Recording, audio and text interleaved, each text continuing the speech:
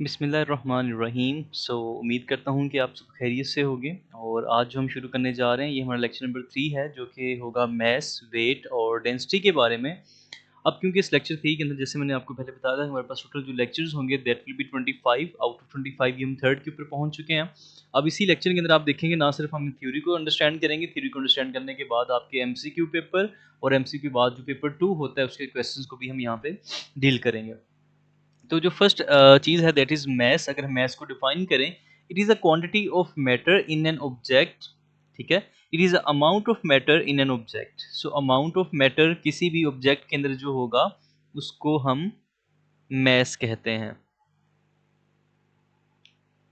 अब सेकंड चीज़ जो इसकी डेफिनेशन हो सकती है, it resist change in motion which is called inertia. Inertia को डिफाइन अगर हम करें, inertia is the ability of any body to resist any change in its motion. तो इनर्शिया जो है ये डिपेंड करता है मैस के ऊपर। अब इस चीज़ को हम फर्दर, जो हमारा लेक्चर नंबर 4 होगा जो कि फोर्सेस के बारे में होगा, हम वहाँ पे इसको डिटेल में स्टडी करेंगे कि इनर्शिया किस तरह से मैसेज के अकॉर्डिंग डिपेंड करता है, मैसेज के ऊपर डिपेंड करता है। Larger the mass, larger the inertia of the body. अब इसमें बात ये है कि कोई भी बॉडी जो ऑलरेडी एक मोशन के अंदर है, जो एक मूव कर रही है, तो वो अपनी मूवमेंट को कभी भी चेंज करने की कोशिश नहीं करती because of inertia of its own body. अब जैसे कि अगर आपके पास एग्जांपल हो कि आपके पास एक बड़ा सारा हाथी हो जो कि मूव करता जा रहा है, अगर वो यकदम से रुकने की कोशिश करे वो नहीं रुक सकेगा, क्योंकि उसकी जो बॉडी है वो ऑलरेडी इन मूवमेंट है। हम इसकी दूसरी एग्जांपल देखते हैं, कार के अंदर जब हम बैठते हैं तो हमें क्यों कहा जाता है कि सीट बेल्ट का इस्तेमाल किया जाए? क्योंकि जब भी कार को ब्रेक लगाई जाती है, ब्रेक तो लग जाती है, कार तो रुक जाती है, लेकिन कार के रुकने के साथ-साथ जो हमारी अपनी बॉडी होती है, due to our own mass, हमारे मैस की वजह से वो बॉडी भी उसी कार की मोशन के साथ पैरेलल चल रही होती है। जैसे ही कार ने ब्रेक लगा दी, ब्रेक हमने तो नहीं ना लगाई, हम तो कार के साथ ही एक पैरेलल मोशन के अंदर मूव कर रहे होते हैं। तो जिस वजह से वो हमारी बॉडी जो है उस मोशन को कंटिन्यू करती है और हम फाइनली आगे को हिट करते हैं, हम आगे को गिर जाते हैं। तो उसको रोकने के लिए सीट बेल्ट का इस्तेमाल करना पड़ता है। या फिर अगर अक्सर हम बस में सफ़र कर रहे होते हैं या बस में खड़े होते हैं, जितने भी मुसाफिर हैं, जितने भी पैसेंजर्स हैं बस में खड़े होते हैं, तो वहाँ पे वो ये चीज़ फेस करते हैं कि जैसे ही कार का ड्राइवर ब्रेक अप्लाई करता है, गाड़ी रुक जाती है, बस रुक जाती है, लेकिन जितने भी पैसेंजर्स हैं वो सारे के सारे फॉरवर्ड मूव करते हैं, क्योंकि उनकी तमाम जो बॉडीज़ हैं वो भी उसी कार के साथ, उसी बस के साथ मोशन में थी, उसी मोशन को वो कंटिन्यू करते हैं। इस चीज़ को हम इनर्शिया कहते हैं। दैट्स व्हाई जो मैस की एक प्रॉपर्टी है, larger the mass, larger the inertia of a body. अब वेट क्या है? वेट एक फोर्स है, बिल्कुल एक फोर्स है, जो कि ग्रेविटेशनल फोर्स भी इसे कहा जाता है, because it depends upon gravity. इसमें ग्रेविटी का एक मेन इंपॉर्टेंट फैक्टर है। जितनी ज़्यादा ग्रेविटेशनल फील्ड स्ट्रेंथ होगी, क्योंकि हमारे पास 8 प्लैनेट्स हैं और हर एक प्लैनेट की ग्रेविटेशनल फील्ड स्ट्रेंथ जो है वो अकॉर्डिंग टू इट्स मैस है। जितना ज़्यादा मैस होगा, उसकी जो स्ट्रेंथ है वो भी उतनी ही ज़्यादा होती जाएगी। तो इसकी डेफिनेशन हो जाएगी, it is a gravitational force on an object due to the gravitational field it is in. Mass एक स्केलर क्वांटिटी है, इसको रिप्रेजेंट करने के लिए मैग्नीट्यूड और यूनिट चाहिए होता है, जबकि हमारे पास वेक्टर को डिस्क्राइब करने के लिए मैग्नीट्यूड, यूनिट प्लस डायरेक्शन भी रिक्वायर्ड होती है। यूनिट ऑफ मेजरमेंट मैस का है किलोग्राम और वेट का है न्यूटन्स। इसके साथ ही अगर हम इस चीज़ को अंडरस्टैंड करें, मैस जो है, चाहे हम किसी भी प्लेनेट के ऊपर चले जाएं, हम कहीं पर भी चले जाएं, ये बात आपने समझनी है कि हम कहीं पर भी चले जाएं, मैस की वैल्यू कभी भी चेंज नहीं होगी। Mass remains unchange everywhere. हम कहीं पर भी किसी भी क्वेश्चन के अंदर ये डील करेंगे, हम कभी भी नहीं कहेंगे मैस इंक्रीज हो गया, मैस डिक्रीज हो गया। बेसिकली मैस इंक्रीज से मुराद ये है कि हम उसके मैग्नीट्यूड को इंक्रीज कर सकते हैं, लेकिन मैस किसी भी क्वांटिटी का, वो किसी भी ऑब्जेक्ट का हमेशा सेम रहेगा।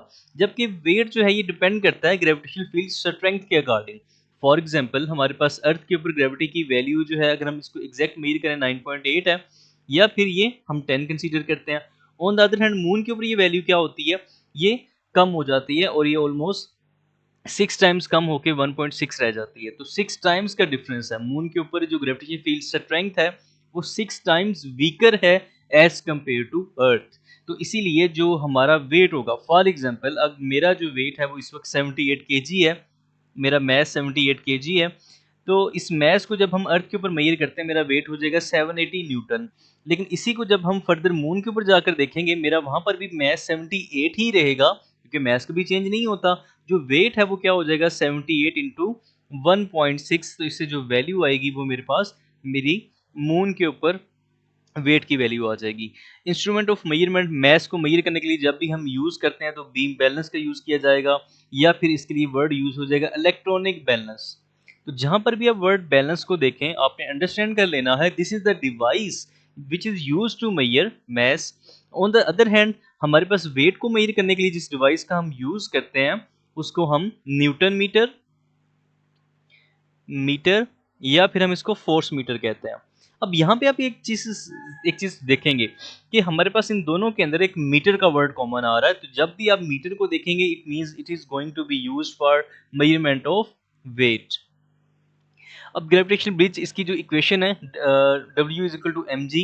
W इंडिकेट्स वेट और ग्रेविटेशनल फोर्स, क्योंकि वेट एक ग्रेविटेशनल फोर्स है।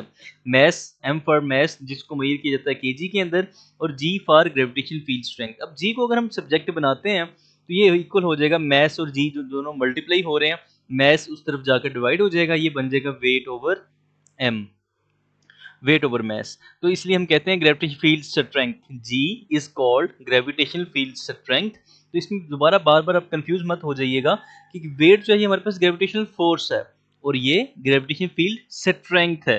तो strength is defined as force per unit mass. Force हमारे पास क्या है, वेट। तो हम क्या कर रहे हैं, फोर्स पर यूनिट मास ही तो कर रहे हैं यहाँ पर। तो ये इसलिए इसकी डेफिनेशन यहाँ से आ जाएगी, और इसका यूनिट भी यहीं से हम निकाल सकते हैं, न्यूटन पर केजी। और यही यूनिट आल्सो इक्वल होता है मीटर पर सेकंड स्क्वायर के इक्वल भी ये होता है। एस्ट्रोनॉट्स बर्डन, अब बेसिकली क्या होता है कि हमारे पास मास कभी भी चेंज नहीं होता, चाहे हम मून के ऊपर जाएं चाहे हम अर्थ के ऊपर जाएं। अगर किसी ऑब्जेक्ट का मास 75 केजी है, ऑन अर्थ 75 इंटू 9.8 करेंगे, ये वेट हो जाएगा 735 न्यूटन। लेकिन इसी को जब हम 1.6 से मल्टीप्लाई करेंगे ये 120 न्यूटन हो जाएगा। इट मीन्स वहाँ पे जाकर हमारा जो वेट है, अगर कोई इंसान वेट लूज करना चाहता है, अर्थ के ऊपर लूज नहीं हो रहा, तो अपना प्लेनेट चेंज कर ले, उससे क्या होगा, उसका वेट किसी और प्लेनेट के ऊपर जाकर वेट कम हो जाएगा, क्योंकि ग्रेविटेशन फील्ड स्ट्रेंथ भी उस प्लेनेट के ऊपर कम हो जाएगी। अब फर्दर एक कंसेप्ट हमारे पास ये है कि कुछ यहाँ पे ग्रेविटेशन फील्ड स्ट्रेंथ की वैल्यूज बताई गई हैं। जी की वैल्यू सन के लिए 293 न्यूटन पर केजी है, क्योंकि जितना ज़्यादा बड़ा मैस होगा उसकी ग्रेविटेशन फील्ड स्ट्रेंथ भी उतनी ही बड़ी होगी। अब इसमें हमारे पास सबसे ज़्यादा किसकी है, जुपिटर की 25.9 न्यूटन पर केजी सबसे ज़्यादा है।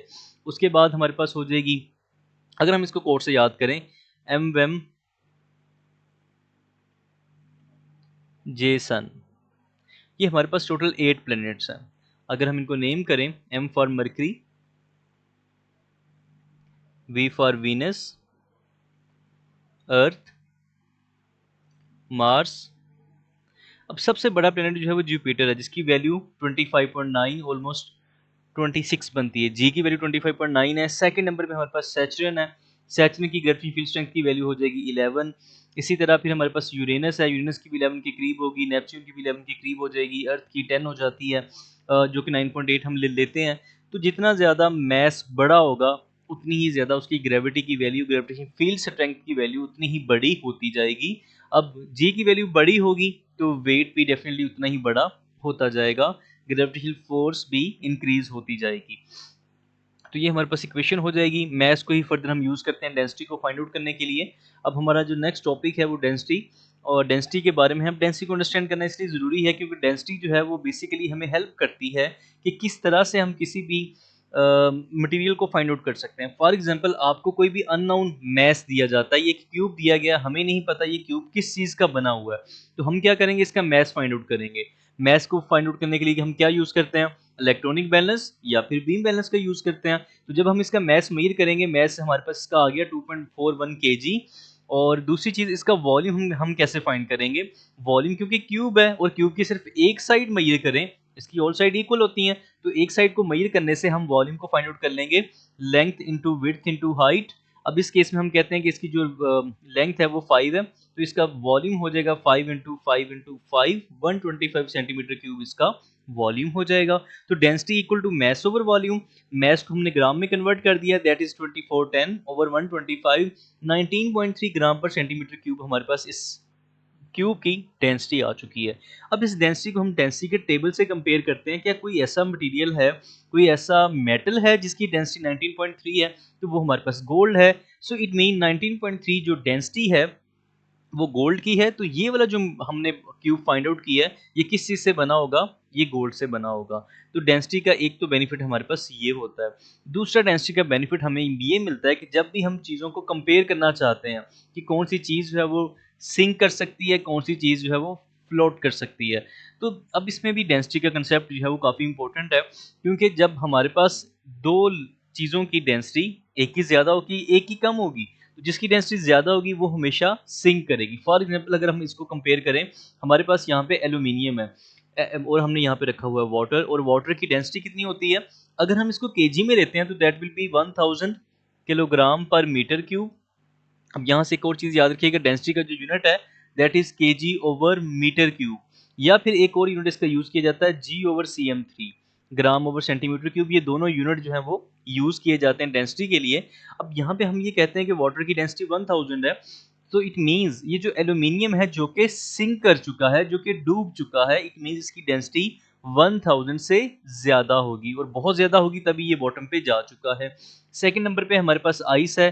आइस की डेंसिटी जो है वो लिक्विड के बराबर होती है, तो वो बिल्कुल ही सेंटर में रहेगा, और जो उसका सेंटर ऑफ मैस बनता है इस लिक्विड का वो वहीं पे रह जाएगा।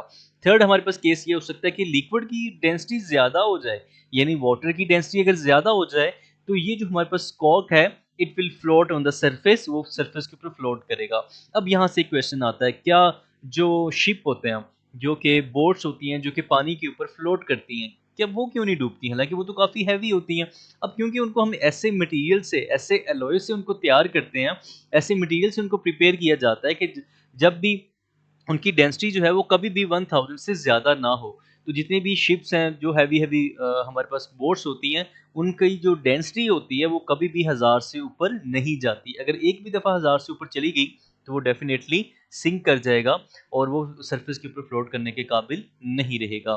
तो डेंसिटी का एक बेनिफिट तो ये है कि हम इसे आइडेंटिफाई कर सकते हैं, जो कि हमने ऊपर आइडेंटिफाई किया कि गोल्ड का है, किस चीज़ का ये बना हुआ है, तो हमने वहाँ पे देखा ये गोल्ड से मिलकर बना हुआ है, कोई भी अननोन मटेरियल किस चीज़ का बना हुआ है। डेंसिटी तो एक तो हमें ये हेल्प करती है, दूसरा डेंसिटी हमें ये हेल्प आउट करती है कि कोई भी चीज़ सिंक करेगी या फ्लोट करेगी। इसकी एक और एग्जांपल अगर हम याद रखें तो हमारे पास इंसान की एक एग्जांपल है। इंसान जब जिंदा होता है तो उसकी जो डेंसिटी होती है बॉडी की वो पानी से ज़्यादा होती है, वो डूब जाता है। लेकिन आफ्टर डेथ उसकी जो बॉडी की डेंसिटी है वो कम हो जाती है, और उसकी जो डेड बॉडी होती है वो वाटर के ऊपर फ्लोट करना शुरू कर देती है। नेक्स्ट हमारे पास आ जाएगा रेगुलर वॉल्यूम्स। अब यहाँ पे डेंसिटी की मेजरमेंट के बारे में हमने दो केसेस हमारे पास आएंगे। एक केस तो वो होगा जब हमारे पास वॉल्यूम रेगुलर शेप के अंदर होगा। रेगुलर शेप से मुराद क्या है? जो हम मैथ के अंदर पढ़ते हैं, स्फेयर को पढ़ते हैं, स्फेयर के अलावा हम क्यूब को पढ़ते हैं, क्यूबॉइड को पढ़ते हैं, क्यूबॉइड के अलावा हम कोन को पढ़ते हैं, क्योंकि उनके लिए स्पेसिफिक वॉल्यूम के फॉर्मूला हमें याद होते हैं। अब फिजिक्स की हद तक जो फिजिक्स में हमने मेजरमेंट करनी होती है, उसमें हमारे पास जो शेप्स मोस्ट रिपीटिंग है वो या तो क्यूब हो सकता है या फिर ये स्फेयर हो सकता है। अगर तो आपको इसका रेडियस पता हो, 4/3 πr³ का फॉर्मूला हम एंटर करेंगे, हमारे पास वॉल्यूम कैलकुलेट हो जाएगा। या फिर अगर ये क्यूबॉइड हो, length into width into height करेंगे तो उससे भी हमारे पास वॉल्यूम कैलकुलेट हो जाएगा। अगर ये हमारे पास क्यूब हो तो साइड का क्यूब ले लें, तो उससे भी वॉल्यूम फाइंड आउट हो जाएगा। अगर ये सिलेंडर हो तो बेस एरिया इंटू हाइट, इसकी बेस एक सर्कल है, base area πr² into height, इससे वॉल्यूम आ जाएगा। ये बहुत रेयर है, ऐसा नहीं पूछा जाएगा आपसे। किस चीज़ के बारे में पूछा जाएगा? क्यूब या फिर स्फेयर के बारे में ही पूछा जाता है। प्रिज्म होते हैं, पिरामिड्स होते हैं, जिनके फॉर्मूले हमें याद होते हैं। आपको सिंपली जो अननोन वैल्यूज हैं उस फॉर्मूले में पुट करते हैं, उसके बाद हम वॉल्यूम को कैलकुलेट कर लेते हैं। इससे हम रेगुलर वॉल्यूम कैलकुलेट कर सकते हैं। सेकंड टाइप डेंसिटी की कैलकुलेशन के अंदर जो हमें करनी होती है वो हम फाइंड आउट करते हैं इर्रेगुलर शेप्स का वॉल्यूम। अब इर्रेगुलर में भी फर्दर दो टाइप्स हैं।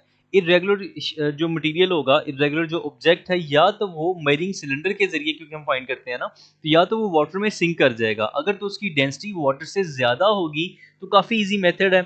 हमें क्या करना है कि हमें एक मैरिंग सिलेंडर को लेना है, और मैरिंग सिलेंडर के अंदर सबसे पहले उसको हाफ फिल कर देना है या उसको क्वार्टरली फिल कर देना है। 25% 30% उस मैरिंग सिलेंडर का फिल कर दिया जाता है। अब जैसे इस केस में हमारे पास ये है कि हमें सबसे पहले एक हमारे पास स्टोन है, हमने उसका मैस मेजर किया। मैस को मेजर करने के बाद फिर हम क्या करेंगे, हमें इसका वॉल्यूम पता होना चाहिए। इनिशियल वॉल्यूम जिसको V1 कहते हैं, वो कहाँ से आएगा? एक एम्प्टी मेजरिंग सिलेंडर के अंदर हम वाटर को इंसर्ट करते हैं। वाटर को इंसर्ट करने के बाद हमारा सेकंड स्टेप होगा कि हम इस स्टोन को उसके अंदर इंसर्ट कर देंगे। स्टोन को इंसर्ट करने से उसकी रीडिंग जो है, वाटर का लेवल जो है वो राइज करेगा, और वो कितना राइज करेगा वो हमारा V2 कहलाएगा। तो इन दोनों का जो डिफरेंस होगा V2 माइनस V1, ये हमें बता देगा कि इसका जो वॉल्यूम है दैट इज 10 सेंटीमीटर क्यूब। अब ये कौन सा केस है? ये वो केस है जब हमारे पास एक ऐसा ऑब्जेक्ट है जिसकी डेंसिटी वाटर से ज़्यादा है, तो उसका वॉल्यूम फाइंड आउट करने के लिए फर्स्ट ऑफ ऑल ये इरेगुलर शेप है, सेकंड इरेगुलर शेप होने के साथ-साथ इसका जो वॉल्यूम है, ये इसकी डेंसिटी जो है पानी से ज़्यादा है, तो इसका वॉल्यूम आ जाएगा 10। मैस हम इससे बैलेंस से फाइंड आउट कर लेंगे। उसके बाद by using formula density is equal to mass over volume से हम उसकी डेंसिटी कैलकुलेट कर लेंगे। फिर फर्दर हमारे पास है मेरिंग फ्लोटिंग ऑब्जेक्ट। अब ये वो ऑब्जेक्ट है जिनकी डेंसिटी पानी से कम होती है, या फिर हम जिस लिक्विड को यूज कर रहे हैं मेरिंग सिलेंडर के अंदर, उसकी डेंसिटी ज्यादा है लिक्विड की, और जो ऑब्जेक्ट हम इंसर्ट करने के लिए जा रहे हैं उसकी डेंसिटी कम है। तो इस केस में सबसे पहले हम क्या करेंगे, किसी एक स्टोन को लेंगे। हमने सबसे पहले इसका वॉल्यूम जो है वाटर का मेजर कर लिया, फिर उसमें इस स्टोन को एंटर कर दिया। अब इससे इसका जो वॉल्यूम है वो हमने फाइंड आउट कर लेना है, उसकी जो इनिशियल रीडिंग है वो हम ले लेंगे, दैट विल बी V1। फिर अब दूसरी दफा जिस कोर को जो कि सिंक नहीं करता क्योंकि इसकी डेंसिटी कम है, तो हम इसको उस स्टोन के साथ अटैच कर देंगे। ये नीचे जाएगा, इसकी रीडिंग के अंदर एक इंक्रीज आ जाएगा। इनिशियली इसकी रीडिंग जो है वो 320 थी, बाद में ये हो जाती है 355। तो ये हम V2 माइनस V1 करके volume of Coke find out कर लेंगे। मैस को हमने कहाँ से फाइंड करना है? बाय यूजिंग बीम बैलेंस और electronic balance. By using formula density is equal to mass over volume हम डेंसिटी को फाइंड आउट कर लेंगे, और उसके बाद हम उसकी डेंसिटी को कंपेयर करने की कोशिश करेंगे। ऑल्दो अगर क्वेश्चन की डिमांड है तभी हम उसको आगे कंपेयर करेंगे, क्या वो चीज़ जो है वो किसी स्पेसिफिक मटेरियल से मिलके बनी हुई है या नहीं बनी हुई। अब एक चीज़ जो हम यहाँ पे मिस कर चुके हैं, यहाँ पे एरर आने के चांसेस काफ़ी ज़्यादा होते हैं जब आप मेजरिंग स्टैंडर्ड के अंदर रीडिंग को लेते हैं। आपने जब रीडिंग लेनी है ना, तो हमेशा ख्याल करना है कि एरर्स को अवॉइड करना है। तो एरर को अवॉइड करने के लिए जो उसकी रीडिंग ली जाती है, that must be at the meniscus level. बिल्कुल आपकी जो आंख है वो पैरेलल होनी चाहिए उस वाटर के लेवल के। अगर आप ऊपर से रीडिंग लेंगे तो हो सकता है कि आप एक हाई रीडिंग, वो जो कि इनकरेक्ट आ जाएगी। अगर नीचे से रीडिंग लेते हैं तो आप एक लो वैल्यू लिख के बैठ जाएंगे, जो कि आपकी रीडिंग को अफेक्ट करेगी।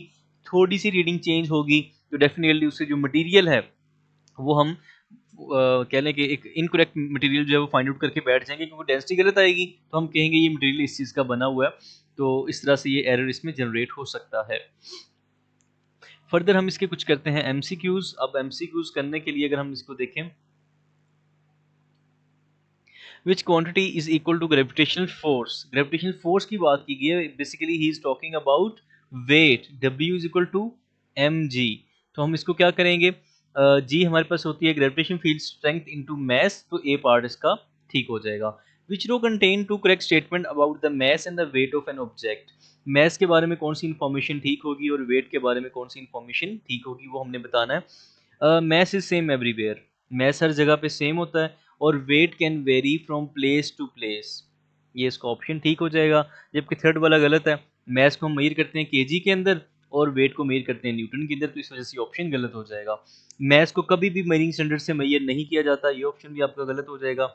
Mess is a gravitational force exerted on the object, ये बात उसने फिर से गलत कर दी, ये वेट को डिफाइन कर रहा है। Weight is a gravitational force exerted on the object and mass is a quantity of the matter in the object, इसलिए ऑप्शन आपके जरा चेंज हो रहे हैं यहाँ पे। The diagram shows two objects X and Y suspended from identical springs. The extension of each spring is different. अब object Y जो है ये ज्यादा, इसका वेट ज्यादा होगा तभी इसने इसको नीचे खींच दिया, जबकि दोनों का जो मैस है वो क्या हो जाएगा मैस दोनों का सेम हो सकता है। ऑप्शन को रीड करते हैं, which row compare the mass and weight of the two object, both object have the same mass, both object have the same weight वाला ऑप्शन तो गलत हो जाएगा। Both object have the same mass, the weight of X is less than the weight of the Y, तो ये हमारे पास ठीक हो जाएगा कि दोनों ऑब्जेक्ट का जो मैस है वो सेम है, लेकिन जो एक सेकंड नहीं, ये भी नहीं ठीक होगा। उसकी रीज़न ये है कि दोनों के लिए ग्रेविटेशन फील्ड स्ट्रेंथ तो सेम होगी, दोनों का मैस सेम नहीं है, ये हमारे पास स्मॉलर है, ये ग्रेटर है। तो यहाँ पे हम ये कह सकते हैं mass of X is less than mass of Y, और इसी वजह से weight of X is less than weight of Y, तभी उसके ऊपर जो फोर्स लग रही है वो कम लग रही है। क्वेश्चन नंबर 4 जो है ये हुक्स लॉ के बारे में, इसको अभी नहीं कर सकते। Which statement about the weight of an object is correct, the weight of an object is a gravitational force per unit mass.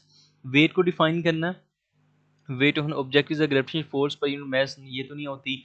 Wait of an object is the gravitational force on an object, तो ये इसका B part ठीक हो जाएगा, ये बिल्कुल definition उसने पूछी हुई है, ये अगेन हुक्स लॉ के बारे में, इसको अभी अवॉइड करते हैं।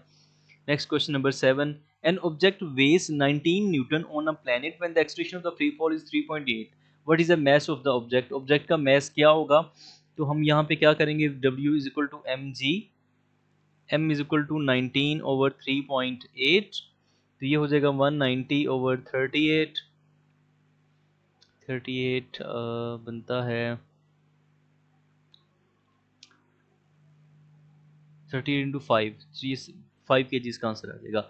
N object is suspended from a spring balance on the earth, the same object is suspended from the same spring balance on another planet.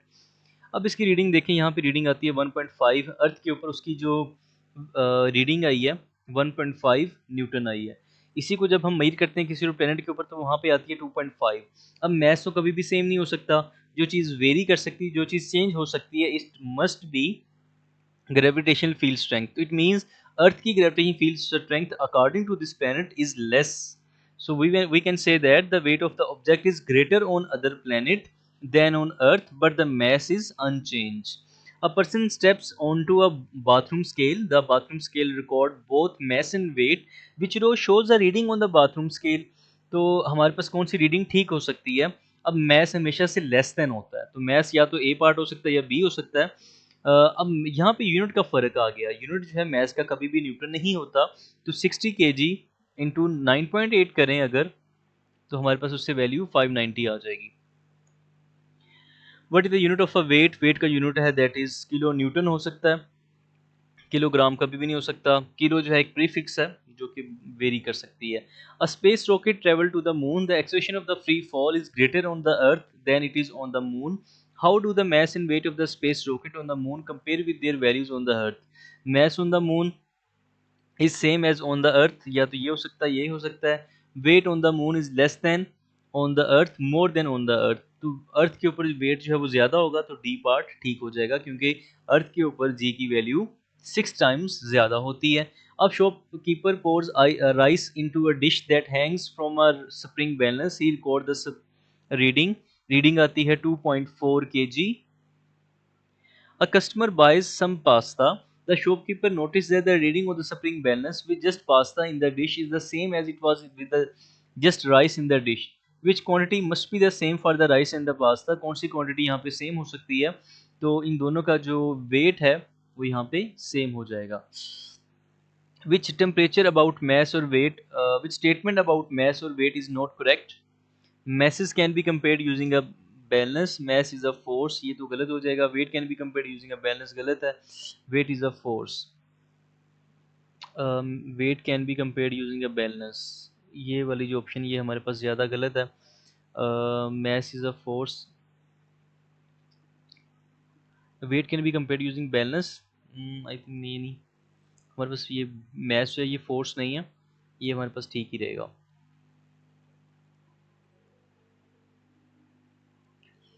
A stone is placed on a balance as shown, which row gives the mass and weight of the stone? तो हमारे पास जो इसका mess है 120 ग्राम 120 जी into 10 कर दें, तो basically हमें ग्राम को कन्वर्ट करना पड़ेगा केजी के अंदर, 120 ओवर 1000, तो ये वैल्यू आएगी 0.12 केजी।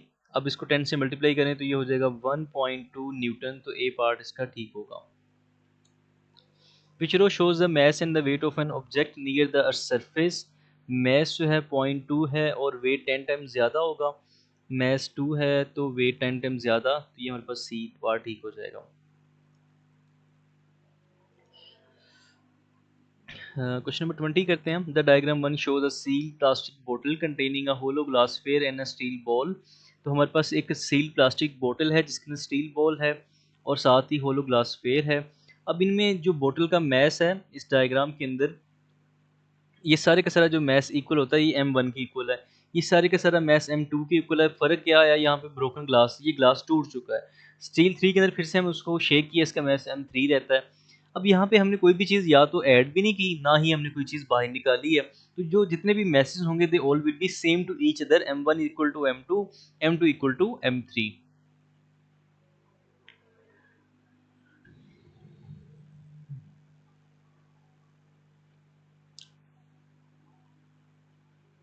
कुछ क्वेश्चन डेंसिटी के लिए देख लेते हैं। डेंसिटी में हमारे पास आगे आ जाएगा, and a concrete building block has a dimension shown 29, 18, 12। अब मास of the block is 15,000 gram, what is the density of the block? It's very easy, पहले हम वॉल्यूम को फाइंड आउट कर लें। वॉल्यूम आ जाएगा 29 इंटू 18 इंटू 12, तो इससे वॉल्यूम की वैल्यू आ जाएगी।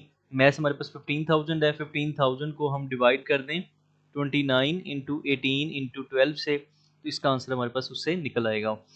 An artist makes 4 sculptures with circular bases and places them on the sand. All the sculptures are of equal weight and volume.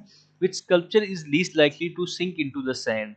जिसका जो सरफेस के साथ कॉन्टेक्ट ज़्यादा होगा वो हम इसके अंदर सिंक नहीं करेगा। ये ज़रा स्टेबिलिटी के बारे में है जो कि हम नेक्स्ट लेक्चर के अंदर इसको देखेंगे। A quantity of water is boiled to form the same mass of steam. Water को बॉयल किया है जिससे हमारे पास स्टीम प्रोड्यूस हुई है जिसका मैस सेम है। Which row show how the volume and density of the water change. अब यहाँ पे हमने किस चीज़ को चेंज किया, जब हम उसको हीट करेंगे वाटर को तो वो स्टीम में कन्वर्ट हो सके, उसका वॉल्यूम इंक्रीज करेगा, वॉल्यूम इंक्रीज करेगा तो डेंसिटी डिक्रीज करेगी, because density is equal to mass over volume. Volume increase करेगा तो डेंसिटी डिक्रीज करेगी, because density and volume are inversely proportional to each other. Which equipment is used to find the density of an irregularly shaped stone? हमारे पास density को find out करना है, irregularly shape है, उसके लिए क्या क्या इक्विपमेंट चाहिए? तो हमें उसके लिए मेजरिंग सिलेंडर चाहिए ताकि हम उसका वॉल्यूम फाइंड आउट कर सकें, और हमें उसके लिए वाटर भी चाहिए होगा वॉल्यूम को फाइंड आउट करने के लिए। सेकंड जो चीज़ हमें चाहिए होगी that is stop and balance to measure the mass. Mass over volume करके हम उसकी डेंसिटी फाइंड आउट कर सकते हैं। A plastic bottle contains 750 centimeter cube of oil. The diagram shows the mass of the bottle being measured when it is full and when it is empty. तो when it is empty इसका जो mass है वो 50 ग्राम है। What is the density of the oil? तो अब हमने इसमें ऑयल कितने इंसर्ट किया, 600 ग्राम का जो mass of oil है वो हमने वो इंसर्ट कर दिया। mass of oil 600 ग्राम है, mass over volume करें 600 over 750, तो इसका जो आंसर हमारे पास आएगा 15 4 are 4 over 5 0.8. A student has a bottle of cooking oil. She determine the density of the cooking oil. Which apparatus does she need? तो उसके पास बोतल है कुकिंग ऑयल की, डेंसिटी को मेजर करना चाहती है तो बैलेंस तो चाहिए ही होगा, मेजरिंग सिलेंडर हमें चाहिए होगा, और इसके साथ ही रूलर की जरूरत नहीं है, थर्मोमीटर की जरूरत नहीं है। सी पार्ट इसका करेक्ट हो जाएगा। Which equation is correct? Density is equal to mass over volume. Mass is equal to density into volume. Density equal to mass over volume, mass is equal to density into volume, तो इसका C part ठीक हो जाएगा। A student determine the density of an irregularly shaped stone. The stone is slowly lowered into a measuring cylinder partly filled with water. Which other apparatus does the student need to calculate the density of irregularly shaped stone? तो stone के उसको balance चाहिए होगा ताकि वो mess को find करे, volume यहाँ से फाइंड आउट कर लेगा, मैस और वॉल्यूम करेंगे डेंसिटी कैलकुलेट हो जाएगी। The diagram shows the dimensions of a solid rectangular block of metal of mass m. तो which expression can be used to calculate the density of the metal? इसका जो mass है that is m, density हो जाएगी p into q into r, length into width into height से अगर हम इसको देखें volume आ जाएगा, mass over volume p into q into r से ये वाला ऑप्शन ठीक हो जाएगा। The diagram shows 4 pieces of laboratory apparatus. Which piece of apparatus are used to find the density of a liquid? तो बैलेंस और measuring cylinder enough होंगे, balance इन measuring cylinder. Next हम कुछ देखते हैं इसके P2 के कुछ questions, page number 50। Okay, figure 3.1 shows an early water powered device used to raise a heavy load. The heavy load rests on piston P. Piston P के ऊपर ये रेस्ट करता है। Initially a large weight of water in cylinder A pushes piston A down. This causes the left hand end of the beam to move down and the right hand end of the beam to move up. Piston B rises, lifting the heavy load. खैर इसको छोड़ते हैं। Weight of the water in cylinder is 80 k Newton. Calculate the mass of water in cylinder A. तो 80,000 Newton जो है उसका wait है। Mess क्या होगा? W is equal to mg, 80,000 over 10 equal to mass, ये हो जाएगा 8 किलो 8000 kg, 8000 kg जो है इसका मैस हो जाएगा। The density of the water is 1000 kilogram per metre cube. Calculate the volume of water. अब डेंसिटी का फॉर्मूला होता है mass over volume. Density given है 1000, मैस हमने निकाला है 8000, ओवर वॉल्यूम, वॉल्यूम इधर जाकर रिप्लेस हो जाएगा, volume equal to 8000 over 1000, zero से जीरो कट गए तो वॉल्यूम हो जाएगा 8 मीटर क्यूब। नेक्स्ट जो है हमारे पास एनर्जी के बारे में, इसको भी नहीं देखते। अगेन हमारे पास एक ऐसा क्वेश्चन है, water tank has a rectangular base of dimensions 1.5 by 1.2 metre and contain 1440 kg of water, calculate the weight of the water, weight of water कितना होगा। तो टोटल उसका है 1.5, उसकी जो बेस है 1.5 इंटू 1.2, इसका मैस 1440 kg है। तो वेट फाइंड आउट करना है, W is equal to m g 1440 into 10, 14400 newton उसका वेट हो जाएगा। प्रेशर अभी रेलिवेंट नहीं है। इसका एक और क्वेश्चन होगा। A large crane has a mass of 8500 kg. Figure 4.1 shows the crane on a muddy building site. Calculate the weight of the crane. उसका mass हमें given है, W is equal to mg 8500 into 10, 85 kilo Newton इसका wait हो जाएगा। Pressure अभी नहीं deal कर रहे हम। तो जितने भी पास्ट पेपर्स हैं, ये जितने भी मेरे पास अनसॉल्व मैं छोड़ कर जा रहा हूँ, इंशाल्लाह हम इसकी एक अलग से एक प्लेलिस्ट जो है वो अपलोड करेंगे, जो कि आपके लिए हेल्पफुल हो जाएगी इंशाल्लाह।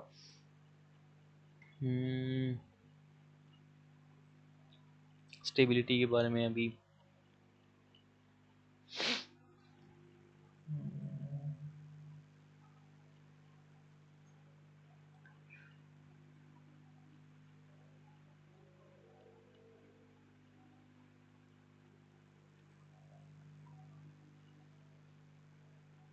ये देख लेते हैं। A stone falls from the top of a building and hits the ground at the speed of 32 metre per second. The air resistance force on the stone is very small and may be neglected. Calculate the time of the fall.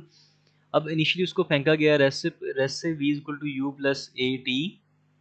तो v is equal to initial velocity हो जाएगी 0, A T, ए हमने time को find out करना है, time is equal to v over a, यानी g लिख देते हैं, 32 ओवर 10, टाइम हो जाएगा 3.2 seconds. Draw the speed time graph for the following stone. Initially उसकी जो वैल्यू है 0 होगी, और आफ्टर 3.2 सेकेंड, 3.2 सेकेंड यहाँ पे बनते हैं, इसकी स्पीड हो जाती है 32। तो एक स्ट्रेट लाइन हमारे पास आंसर आ जाएगा। The weight of the stone is 24 newton. Calculate the mass of the stone. W is equal to m g, उसका वेट 24 है, तो m into 10, 24 over 10 equal to mass 2.4 kg। A student use a suitable measuring cylinder and spring balance to find the density of a sample of the stone. Describe how the measuring cylinder is used. State the reading that are taken. So initially, first of all, we will insert water into measuring cylinder, and then we will measure V1. After inserting the stone into the measuring cylinder, the water level rises and we will take the reading V2. Then by finding the difference V2 minus V1, we can calculate the volume. By using spring balance, we have measured the mass. So by using density is equal to mass over volume, we can calculate the density. Write down an equation from which the density of the stone is calculated. Density is equal to mass over volume. The student then wishes to find the density of the coke. Suggest how the apparatus and the method would be changed. So for coke के लिए क्या करेगा, सबसे पहले he will insert water into the measuring cylinder. Then he will also insert the stone into the measuring cylinder, and he will take the reading of the volume of measuring cylinder V1, and then he will add coke plus stone into the measuring cylinder, and again he will take the reading, and this reading will be called V2. By finding the difference V2 minus V1, again a new volume of the coke will be find out by using the pan balance. We will measure the mass of the coke. After using the formula density is equal to mass over volume, we can calculate the density of the coke. So आज के लिए इतना ही करते हैं। इसमें आपने ये mass weight और density को अच्छे से समझ लिया होगा।